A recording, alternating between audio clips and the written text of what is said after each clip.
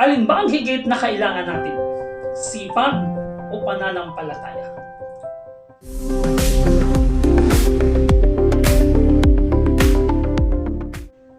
Sipag o pananampalataya, isang mensahe ng pagtitiyaga at pag-asa. Ang buhay ay puno ng pagsubok at hamon. May mga pagkakataong tayo ay nahihirapan at nawawalan ng lakas. Ngunit sa kabila ng lahat ng ito, may dalawang bagay na kailangang magtaglay ang bawat Kristiyano upang magtagumpay sa buhay: sipag at pananampalataya.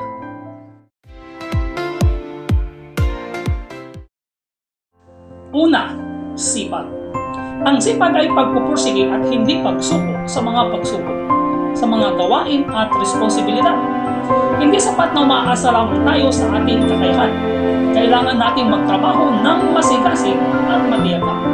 Ipinapaalaala sa atin ng Biblia, ang hindi nagtatrabaho ay hindi dapat kumain. Ikalawang Tesalonica chapter 3 verse 10. Ipinapakita nito na ang sipag at pagsisikap ay mahalaga sa ating pagunlad. Pangalawa, pananampalataya. Ngunit sa kabila ng ating sipag, ang pananampalataya kay Kristo ay ang magbibigay sa atin ng tamang direksyon at lakas. Ang pananampalataya ay hindi lamang isang emosyonal na pagkilala sa Diyos. Ito ay isang matibay na tiwala na siya ay tapat at magsusustento sa ating mga pangangailangan. Ang ating pananampalataya ay hindi lamang sa mga magagandang bagay, kundi lalo na sa mga pagsubok at paghihirap. Sa lahat ng mga ito, tayo ay higit pa sa mga magtatagumpay sa pamamagitan niya na nagmamahal sa atin. Roma chapter 8 verse 37.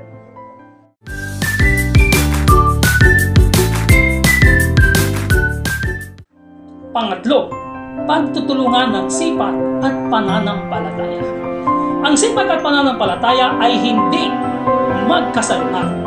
Sa halip, ang pananampalataya ay nagiging sandigan ng ating sipag.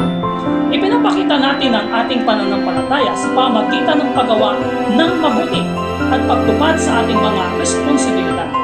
Sa parehong paraan, ang sipag ay isang pagsasabuhay ng ating pananampalataya sa Diyos, pagpapakita ng ating tiwala sa Kanyang plano sa ating buhay.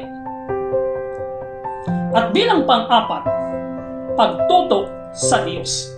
Sa lahat ng ating ginagawa, mahalaga na manatili tayong nakatuon sa Diyos. Ang ating sipag ay hindi magtatagumpay kung tayo ay magtatrabaho ng malayo sa Kanyang kalooban.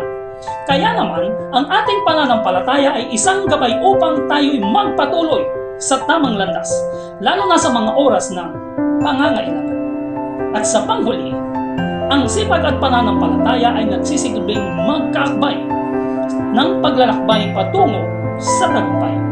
Ang sipag ay naglalatag ng ating mga hakbang, at ang pananampalataya kay Kristo ang nagbibigay ng lakas at pag-asa upang magpatuloy sa kabila ng mga pagsubok.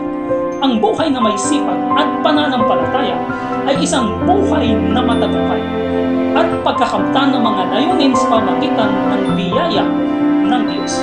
At bilang palaala, huwag mawalan ng pag-asa ang magtrabaho na may sipag at huwag kalimutan na magtiwala sa Diyos sa bawat hakbang. Sa atin ang pagpapalang higit sa lahat.